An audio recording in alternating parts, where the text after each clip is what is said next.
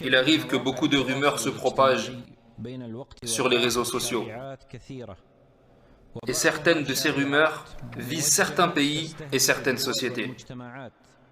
Comment le musulman peut alors faire pour se protéger, lui et sa société, de ces rumeurs? Il n'y a aucun doute que dans les réseaux sociaux et les nouveaux médias, quels qu'ils soient, il y a un grand bien en eux, mais que le mal y est aussi très présent.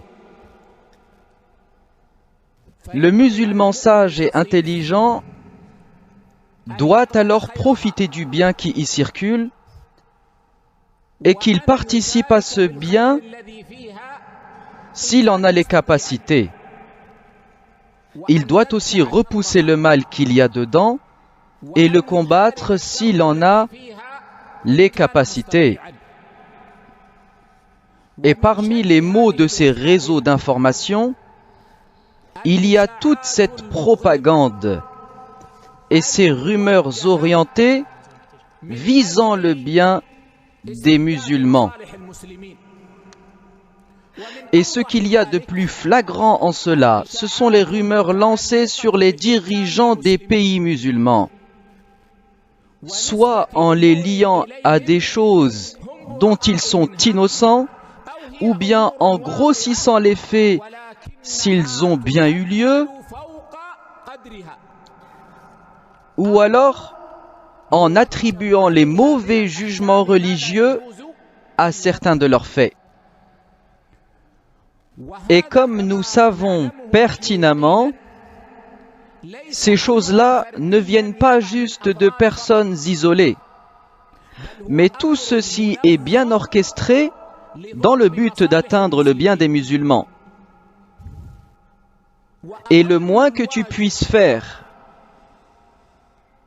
au sujet de ces rumeurs, c'est de ne surtout pas les transmettre, même si c'est que pour les condamner. Fais en sorte que cette rumeur s'arrête en arrivant à toi. Et gare à toi si tu la transmettais. Il y a des gens qui vont juste commenter une rumeur en mettant des points d'exclamation, mais sachez qu'en faisant cela, vous avez partagé la rumeur.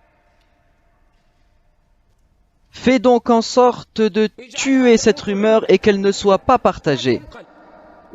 Et si tu as les capacités de démontrer que cette rumeur est fausse, alors oui, fais-le.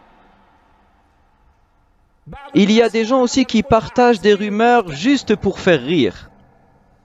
Mais ceci n'est pas autorisé. Donc le moins que tu puisses faire avec ces rumeurs, c'est de stopper leur circulation quand tu les reçois. Et la règle générale, mes frères, c'est que quand une rumeur sur un musulman vous parvient, vous devez obligatoirement avoir une bonne opinion de lui, afin de balayer ces rumeurs. Qu'en est-il alors quand ceci concerne le dirigeant du pays, de ce que fait l'État ou d'autres choses de ce genre? Il ne fait donc aucun doute que la personne doit avoir une bonne opinion des dirigeants musulmans. Les intérêts des musulmans sont liés à ces gens.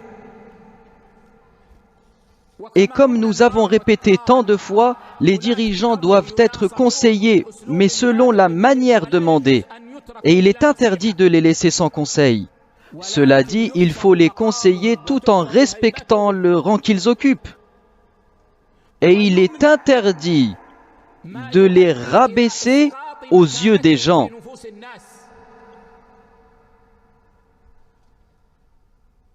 Et aujourd'hui, ces mauvaises personnes qui inventent ces rumeurs, elles y ajoutent des images et des vidéos.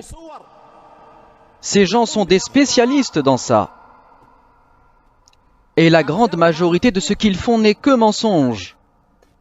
La personne doit donc faire attention. Et la moindre des choses, comme j'ai dit, c'est de ne pas continuer à propager la rumeur quand on la reçoit. Et si nous voulons faire plus, alors nous allons contacter la personne qui nous l'a envoyée en la conseillant et en lui disant qu'il n'est pas permis de propager ces rumeurs. Et si nous voulons faire encore plus, alors nous démontrerons que cette rumeur est fausse. Puisse Allah nous assister tous. Mes frères, les musulmans sont pris pour cible. Leurs pays sont visés et leurs dirigeants aussi. Nous ne disons pas que les dirigeants des pays musulmans ne font pas d'erreurs et qu'ils ne font pas de péché. Mais par Allah que ces dirigeants sont attaqués afin de s'en prendre finalement aux intérêts des musulmans. Nous devons donc tous faire attention. Nous devons connaître ce danger et savoir comment agir avec.